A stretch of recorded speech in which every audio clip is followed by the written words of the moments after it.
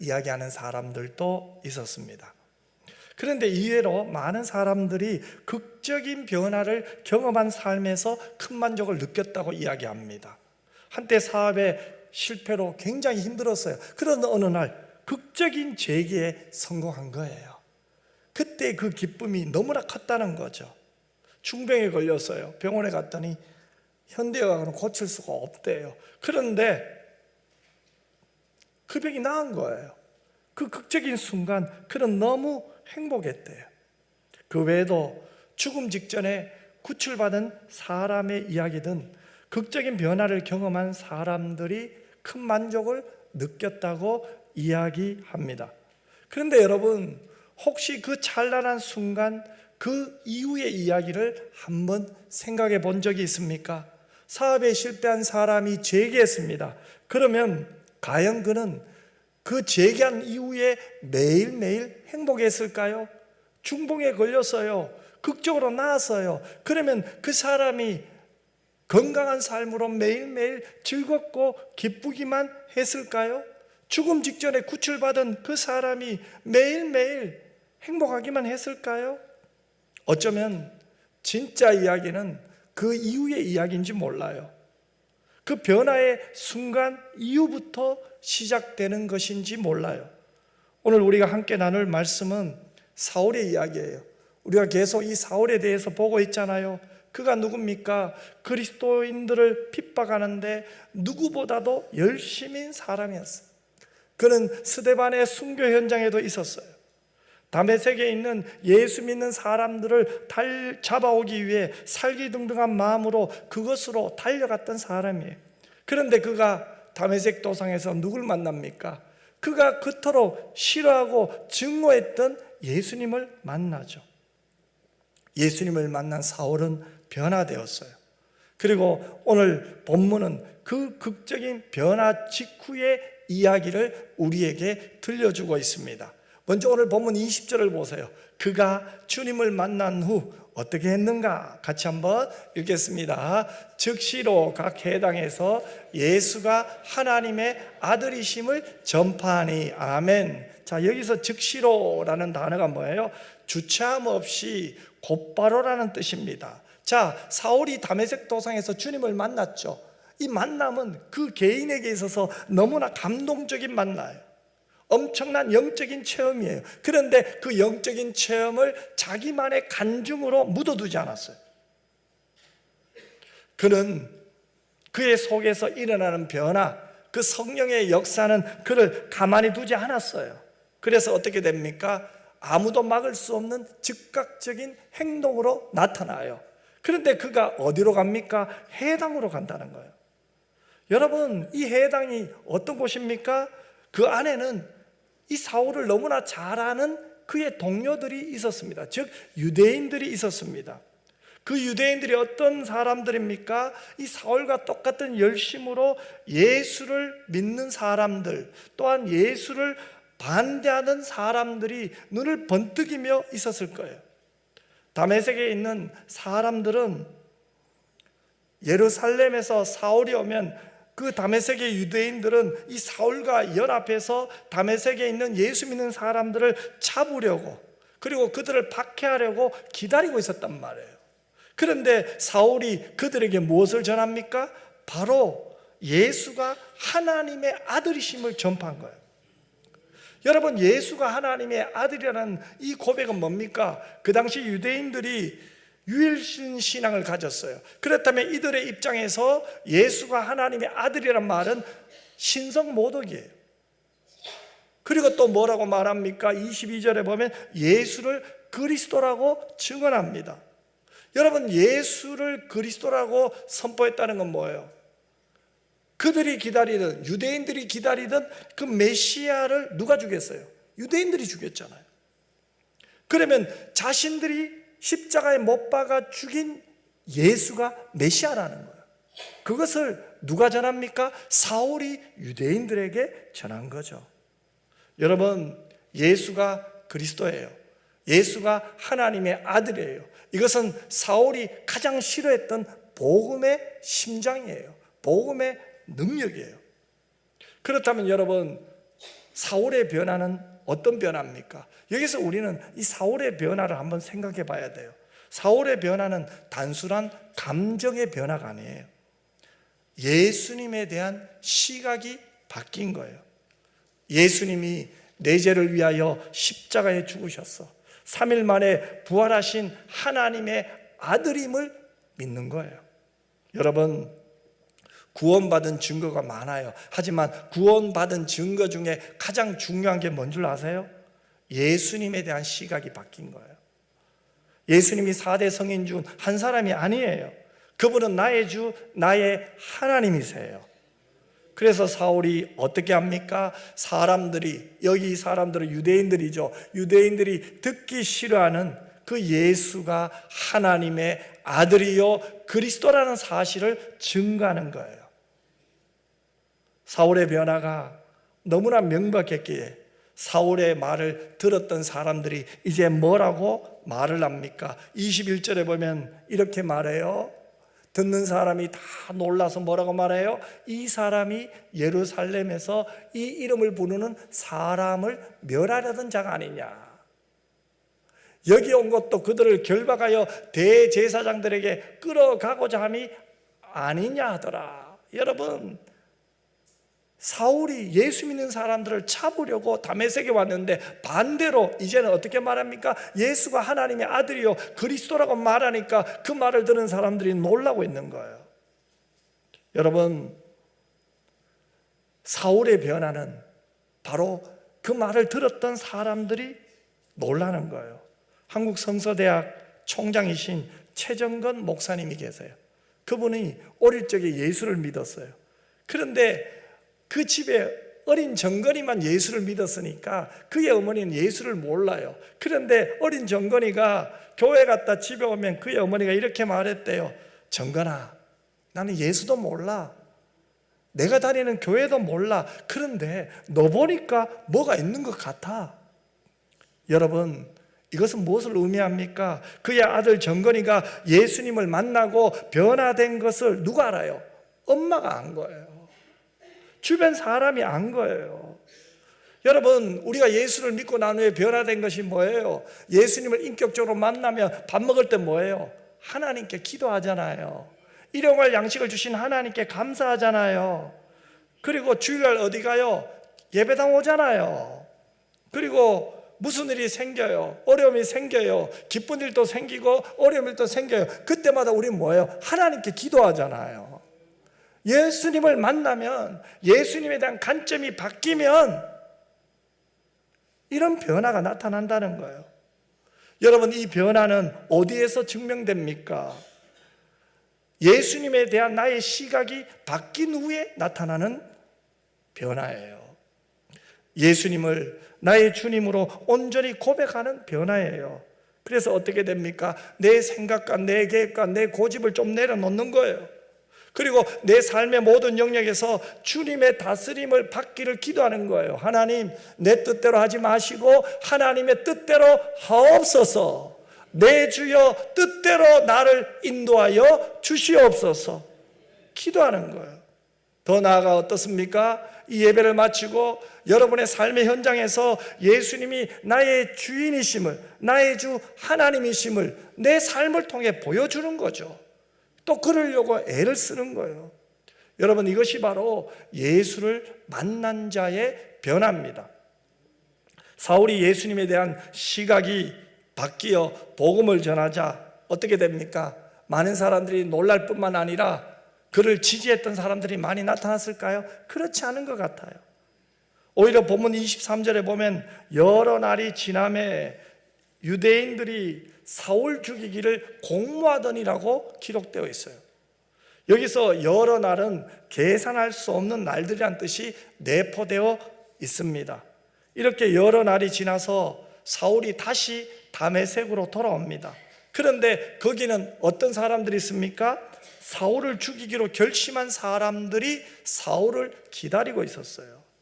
여러분, 여기서 우리는 또 한 가지를 깨닫게 됩니다. 예수를 인격적으로 만나고 변화된 사람에게는 반드시 세상의 저항이 기다리고 있다는 거예요. 여러분, 빛이 비추면 뭐가 싫어합니까? 어둠이 싫어하잖아요. 여러분, 진리가 선포되면, 복음이 선포되면 세상 사람들은 당연히 어두움은 그 진리를, 빛을 미워하게 되어 있습니다. 사울은 두 종류의 혹독한 저항에 부딪히죠. 첫 번째는 어제의 친구, 어제의 동지였던 유대인들이 이제 어떻게 합니까? 사울을 죽이려고 밤낮으로 성문을 지켜요. 어제의 친구가 나의 가장 큰 적이 되어 있는 거예요. 우리 24절과 25절 같이 볼까요? 같이 읽겠습니다. 그 계교가 사울에게 알려지니라. 그들이 그를 죽이려고 밤낮으로 성문까지 지키거늘 그의 제자들이 밤에 사울을 강줄에 담아 성벽에서 달아내리니라. 아멘. 자, 유대인들이 어떻게 합니까? 사울을 죽이기 위해 밤낮으로 성문까지 지켰대요. 그래서 어떻게 합니까? 사울의 제자들이 밤에 그를 강줄에 담아 성벽에서 달아내려서 도망가게 했다는 거예요. 여러분, 이것이 예수님을 만나고 변화된 직후의 이야기입니다. 그리스도인들이 예수를 만나고 변화되면 어떻습니까? 이 세상에 많은 사람들이 우리를 향해 박수 쳐주지 않아요. 많은 사람들이 우리를 오해하고 오히려 사랑을 베풀고 복음을 전하는 우리를 미워하고 시기하기까지도 한다는 거예요. 그래서 예수를 믿고 나서 갈등을 느끼는 사람들도 있다는 거예요. 분명히 예수를 믿었는데, 예수 믿으면 만사가 다 잘 되어야 할 텐데 고난이 오는 현실이죠. 예수를 믿으면 전에보다 삶이 좀 더 나아지고 전에보다 좀 더 건강해져야 할 텐데 병들 수도 있다는 거예요. 핍박이 더 많아질 수도 있다는 거죠. 그때 사람들은 어떻게 합니까? 자기가 믿은 예수님에 대한 회의가 생기고 흔들리기 시작합니다. 그래서 그런 사람들은 어떤 말을 합니까? 내가 종교를 바꿔서 그런가? 내가 예수 그만 믿어야 되겠네. 이렇게 말하는 사람들이 있다는 거죠. 여러분, 웩이라는 선교단체의 조그만 강단에 보면 23사람의 사진이 붙어 있어요. 이들은 대부분이 20대와 30대예요. 그런데 그들의 직업은 의사, 간호사, 농업기술자, 교사들이에요. 이 사진들은 여러 가지 핍박 속에 죽어간 순교자들의 사진입니다. 외계에서 파송한 선교사들 중에서 20대와 30대 때 순교의 제물로 하나님의 부르심을 받은 자죠. 즉 예수의 복음을 전하다가 핍박 속에 죽어간 사람들의 사진을 웩 사무실에 가면 붙여놨어요. 여러분, 이 웩에 적어도 1000명 이상의 회원들이 구성되어 있을 거 아니에요. 그런데 이 1000명 이상의 회원들로 구성된 선교단체에도 이렇게 수십 명의 순교자들이 있었다는 거예요. 여러분, 이것은 무엇을 말합니까? 복음은 그렇게 값싸게 전달된 게 아니에요. 오늘 우리가 이렇게 편안하게 예배를 드릴 수 있는 것, 누군가의 희생이 있었다는 거예요. 우리나라에도 누가 왔습니까? 선교사들이 왔습니다. 그들이 대부분 젊은 사람들이었습니다. 고국에 있으면 편안하게 살 수 있는 전문적인 기술을 가진 사람들도 꽤 많았습니다. 그런데 그 당시 지도에 때로는 조선 땅이 있을 때도 있었고 없는 지도도 많았습니다. 변방이죠. 가난한 나라죠. 같은 나이예요. 그런데 한 사람은 주인의 아들이고 한 사람은 종의 아들이에요. 신분이 달라요. 공부를 하고 싶어도 공부할 수 없는 그런 분위기 속에서 복음을 가진 선교사들이 이 땅에 들어와요. 그러면 열매도 많아야 될 거 아닙니까? 좀 오랫동안 선교도 해야 될 거 아닙니까? 양아진 묘를 우리 갔다 왔지 않습니까? 거기에 가보면 이름 없이 빚도 없이 정말로 짧게는 3달, 6개월, 1년, 2년, 3년 그들이 바라고 원했던 삶이 아니었을 겁니다. 그들은 좀 더 오랜 시간 동안 예수의 복음을 전하며 열매도 보고 싶었을 것입니다. 하지만 열매를 보지 못하고 떠나간 사람도 많이 있었다는 거예요. 하지만 그들의 죽음은 헛된 죽음이 아닙니다. 하늘의 밀알이 땅에 떨어져 죽으면 많은 열매를 맺는다고 예수님은 분명히 말씀했습니다. 살려고 하면은 더 힘든 거예요. 여러분, 복음은 그냥 전해지지 않습니다. 그들의 순교의 피가 오늘 조국 교회를 만든 거 아닙니까? 이렇게 전 세계에 얼마나 빠르게 성장이 되었습니까? 얼마나 우리는 편하게 예배를 드립니까? 우리가 예배당 가는데, 교회 가는데 그렇게 방해하는 사람들 없지 않습니까? 우리가 교회 다닌다고 회사에서 여러분들 진급을 막는 사람들 없지 않습니까? 우리가 교회 다닌다고 우리가 대학 가는데, 직장 가는데 방해가 되지 않지 않습니까?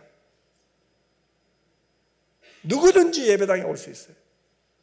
누구든지 예배 드릴 수 있잖아요. 여러분, 예수 그리스도의 복음은 말할 수 없는 고난과 역경과 희생과 헌신과 순환을 통하여 전파되었어요. 사울도 그 고난에 동참하게 된 거예요. 둘째는 더 아픈 저항이 있어요. 그것은 바로 예루살렘 교회가 그를 외면한 거예요. 여러분, 사울은 다메섹을 탈출한 후에 예루살렘 교회에 가고 싶었어요. 거기서 믿음의 형제를 만나서 예루살렘의 복음을 전하고 싶었을 것입니다. 그러나 26절 말씀을 보세요. 얼마나 마음 아픈지 몰라요. 우리 같이 한번 읽겠습니다. 사울이 예루살렘에 가서 제자들을 사귀고자 하나 다 두려워하여 그가 제자됨을 믿지 아니하니.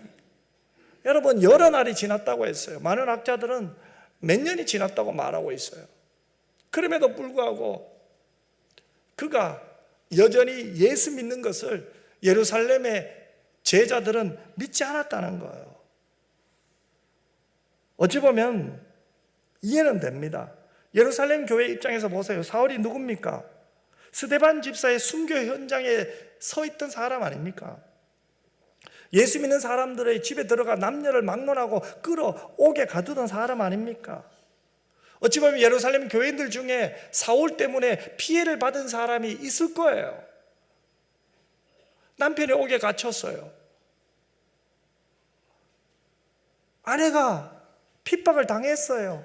그러면 그들의 입장에서 사울이라는 이름만 들어도 가슴이 떨려요. 무서워요. 두려워요. 트라우마가 생기잖아요. 그래서 이 사울의 핵심이 위장 전술일지도 모른다는 의심이 생기는 것은 어찌 보면 당연한 거 아닐까요? 우리가 잘 아는 김믹두 목사님 아시죠? 그는 일제시대 때 김깡패로 불릴 만큼 악명이 높았어요. 어릴 때부터 막 얼마나 싸움을 하는지 매일같이 사고만 치고 다녔대요. 그 난폭한 행동은 마을 사람들의 두려움을 샀고 그의 이름 앞에는 평양깡패라는 수식어가 붙어 다녔어요. 그러던 그가 우연히 평양 장대영 교회 부흥에 참석합니다. 그리고 거기서 예수를 믿었어요. 청년 김익두가 예수를 믿고 새 사람이 되었다고 했을 때 아무도 그를 믿어주지 않았어요. 시장에 나가서 그가 전도합니다. 그러면 사람들은 저놈이 또 무슨 꿍꿍이가 있어서 저러나 하며 수군거리면서 피했다고 해요. 목사가 되었습니다.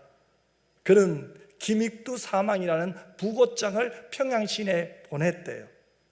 김익두가 죽었다는 거예요. 그러자 평양시내 상인들이 너무 기뻐했대요. 그런데 죽었다던 김익두가 갑자기 검은 옷을 입고 나타난 거예요. 그리고 옆에는 책을 하나 끼고 있는 거예요. 성경책이죠. 안 죽었네? 사람들은 더 두려워합니다. 그러나 상인들의 귀에 전에 김익두가 아니라는 소문이 들려와요. 허구한 날 사람들을 패더니 이제는 누가 자기를 때려도 가만히 있대요. 한겨울 시내 상인들이 이 김익두를 시험하고자 얼음물을 그에게 갖다 끼얹었어요. 그래도 김익두 목사는 툭툭 털고 웃으며 이렇게 이야기합니다. 옛날에 김익두는 죽었습니다. 여러분, 예수 믿는 사는 것은 예수를 인격적으로 만나고 예수님의 시각이 바뀌었다는 것은, 그리고 나서 예수를 전한다는 것은 세상의 조롱과 더 나아가 내가 아는 사람들의 불신이라는 이중의 고통을 견뎌야 합니다. 여러분, 그러나 우리는 낙심할 필요가 없어요.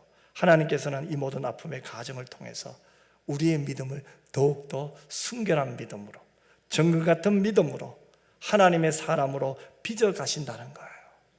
우리를 구원하신 하나님은 우리의 성화 과정을 계속해서 함께 하세요. 그래서 점점 주님을 닮아가도록 만들어 가시는 거예요. 모두가 사울을 외면하고 그의 진심을 의심할 때 바로 그때 한 사람이 용기를 내서 그에게 다가가죠. 누구죠? 우리가 너무나 잘 아는 바나바예요. 바나바가 나가서 무슨 이야기를 할까요? 예루살렘 교인들이 사울의 회심을 인정하지 않아요. 특별히 사울을 통하여 여러 고통을 체험했던 사람들은 사울이 변했다고 절대로 믿지 않아요. 인간은 안 변해. 그 사람이 어떻게 예수를 믿어? 그런데 바나바가 사울을 변호하는데 어떤 얘기를 했을까요? 27절입니다. 같이 한번 27절 말씀 읽어보겠습니다. 바나바가 데리고 사도들에게 가서 그가 길에서 어떻게 주를 보았는지와 주께서 그에게 말씀하신 일과 다메섹에서 그가 어떻게 예수의 이름으로 담대히 말하였는지를 전하니라. 아멘. 누구 이야기합니까? 그가 어떻게 주를 보았는지, 주께서 사울에게 어떻게 말씀하셨는지, 그가 다메섹에 어떻게 예수의 이름으로 담대히 말하였는지 오직 주님만 전했다. 주를 만났고 주를 전했다는 거예요. 여러분, 한마디로 말하면 뭐예요? 사울이 예수님을 만났다고 바나바가 이야기하고 있어요. 여러분, 바나바는 사울을 변호할 때 이 사람 참 좋은 사람이에요. 이제는 마음이 많이 넓어졌어요. 이제는 우리를 이해해요. 그렇게 말하지 않았어요. 그가 예수를 만났다. 그가 예수를 전하고 있다. 그 얘기를 하는 거예요. 여러분, 진정한 변화는요, 예수 만난 거예요. 그 다음 삶이에요. 예수를 만나고 나서 삶이 변화되지 삶이 변화되고 나서가 아니에요, 여러분. 그래서 우리가 어떤 사람들의 이야기할 때 이 사람은 예수 믿어요. 아멘. 이 사람은 예수 만난 사람이에요. 그게 중요한 거예요. 여러분, 오늘 우리에게 가장 중요한 것은 뭐예요? 내가 예수님 만나고 너도 예수님 만났고 우리는 예수님 만난 사람들이에요. 예수 믿는 사람들이 하나님의 가족으로 하나님을 예배하고 하나님을 만나고 하나님을 기뻐하고 있어요. 이게 최고 아닙니까? 이 땅에 뭐 성공, 이 땅에 뭐 좀 더 명예, 좀 더 뭐 가진 그것보다 더 중요한 것은 내가 예수 만나고 예수 믿는 사람들끼리 오늘 주님이 부활하신 이 날에 함께 모여 예배드리고 함께 식사하고 함께 교제하고 서로 축복하고 기도하고 사랑을 나누는 이 모임, 이 교회, 우리를 이렇게 부르신 하나님, 그 하나님을 찬양합니다. 이게 최고의 기쁨 아니에요. 저는 상처란 말은 별로 안 좋아해요. 그렇지만 얘기하다 보면 상처란 말을 할 때도 있어요. 결국 뭐예요? 상처는 예수님을 만나지 못할 때 나타나요. 내가 주인일 때 상처받지, 예수님이 나의 주인이면 나는 죽은 거예요. 죽은 자가 무슨 상처를 받아요? 내 혈기가 살아있고 여전히 내 안에 내가 주인의 노릇하니까 상처받고 문제 있고 불평하는 거예요. 여러분, 예수님을 만나면 내가 죽었어요. 바나바가 사울 보고 예수를 만났다고 예루살렘 교회 이야기하니까 어떻게 돼요? 예루살렘 교인들이 그를 받아들여요. 그리고 마음껏 제자들과 교제할 수 있게 되었고요, 또 예루살렘에 복음도 전할 수 있게 되었어요. 28절에 보면 이렇게 말하죠. 사울이 제자들과 함께 있어 예루살렘에 출입하며. 이제 들어갈 수 있잖아요. 여러분, 한 사람의 변화는 혼자 완성되지 않아요. 첫 번째는 성삼위 하나님의 임재예요. 일하심이에요. 역사예요. 그리고 더 나아가 그 변화를 알아주는 것. 그 변화가 뭐예요? 그가 예수 믿는 것을 알아줘야 돼요. 그가 예수 믿는 것을 믿고 나서 주님에 대한 시각이 바뀐 것을 알아주고 따뜻하게 품어주는 공동체를 만나야 돼요. 비로소 그때 이 사울처럼 그 변화가 아름다운 꽃을 피우고 열매를 맺는 거예요. 오랜 방황 끝에 예수를 만나고 눈물로 자신을 회개하며 교회로 나온 형제가 있었어요. 그런데 문제는 그가 간 교회가 바로 그가 어릴 적부터 자란 교회예요. 동네 교회예요. 그러니 그의 과거를 너무나 사람들이, 교인들이 알고 있어요. 그러니까 그가 예배당에 오자 그를 알던 사람이 가슴이 철렁 내려앉는 거예요. 그가 예배를 드려도 아무도 그 옆에 앉아있지 않아요. 누구도 선뜻 가서 그 사람과 말을 걸지 않아요. 그때 그 교회 한 장로님께서 매주 그의 옆자리에 앉아 함께 예배를 드리기 시작합니다. 예배 후에는 형제, 이번 한 주간 또 승리했네요. 참 잘하셨어요. 같이 식사합시다. 함께 점심 식사를 먹으면서 매주마다 따뜻한 격려와 기도를 했다는 거예요. 장로님의 꾸준한 사랑에 교인들의 마음이 열리기 시작합니다.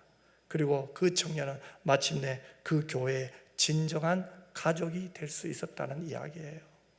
여러분, 우리 교회 안에 지금 누가 필요합니까? 바로 이런 장로님 같은 바나바가 필요한 거예요. 세상 속에 살다 지쳐 예수께 돌아온 영혼, 그의 과거가 비록 우리가 보기에는 저런 사람이 어떻게 예수 믿어?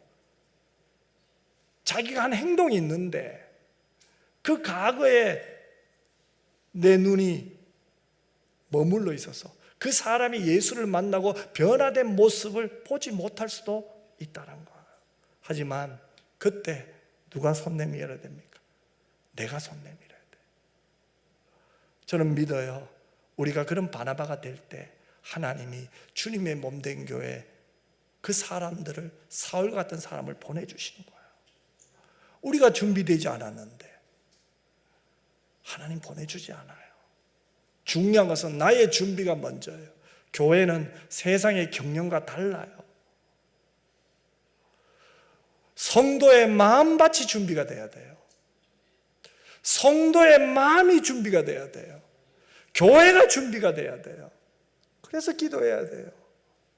아직 죽지 않는 내 모습을 보면서 가슴 치며 회개하는 교회, 사랑해야 되는데 사랑하지 못하고 미워하는 나의 심정을 보면서 울며 불며 하나님께 엎드리는 교회, 그 교회를 통해서 하나님은 사울을 보내세요. 그 사울이 올 때 우리는 뭐 어떻게 합니까? 당신이 예수님을 만났다면 나는 믿어요. 당신이 예수님에 대한 시각이 바뀌었다면 나는 믿어요. 나는 당신의 가족이에요. 이렇게 말해주는 저와 여러분 모두가 되시기를 주님의 이름으로 축복합니다. 이제 사울은 바나바의 도움을 받아 예수의 복음을 증거할 수 있는 그 놀라운 복을 누리게 됩니다. 29절을 같이 한번 읽겠습니다. 또 주 예수의 이름으로 담대히 말하고 헬라파 유대인들과 함께 말하며 변론하니 그 사람들이 죽이려고 힘쓰거늘. 여러분, 또 안타까운 일을 또 만나죠. 예수의 이름으로 담대히 복음을 전합니다. 복음을 전할 수 있는 자유가 열려졌어요. 그런데 누가 또 반대합니까? 헬라파 유대인들이 반대하고 있는 거예요. 여러분, 반대만 합니까? 또 마찬가지로 다메섹처럼 사울을 죽이려고 하는 거예요. 여러분, 우리는 여기에서 한 공식을 발견합니다. 복음을 위해 살려고 하면 핍박은 온다는 거예요. 예수를 잘 믿어도 핍박은 온다는 거예요. 환난은 온다는 거죠. 그런데 여러분, 여기서 한번 생각해 봅시다. 하나님 왜 우리에게 환난을 주실까요? 왜 하나님은 우리를 환난 가운데로 이끄실까요? 첫째는요, 우리의 유익을 위해서요. 우리의 유익이 뭐예요? 이 환난 중에 하나님의 은혜를 체험하는 게 유익이에요. 환난 중에 하나님을 더 깊이 만나는 것이 유익이에요.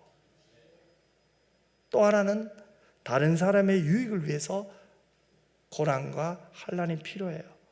여러분, 고난을 통한 은혜를 경험하면 어떻게 됩니까? 그 사람은 고난당한 사람을 도와줄 수 있어요. 여러분이 원하든 원하지 않든 여러분의 인생, 저의 인생은 환난과 핍박은 찾아올 수 있어요. 복음을 전해도 찾아오지만요, 가만히 있어도 또 찾아와요. 그럼에도 내가 힘듦에도 불구하고 내가 다른 사람을 섬기고 있다면 어때요? 나는 환난 속에 있는 게 아니에요. 은혜 속에 있는 거예요. 내가 어려워요. 어려운 가운데서도 내가 다른 사람을 위해 기도하고 있으면 나는 고통과 환난 가운데 있는 게 아니에요. 은혜 안에 있는 거예요. 상황은 바뀌지 않았음에도 불구하고 내가 절망에 빠져 있지 않잖아요. 소망을 가지고 살고 있잖아요.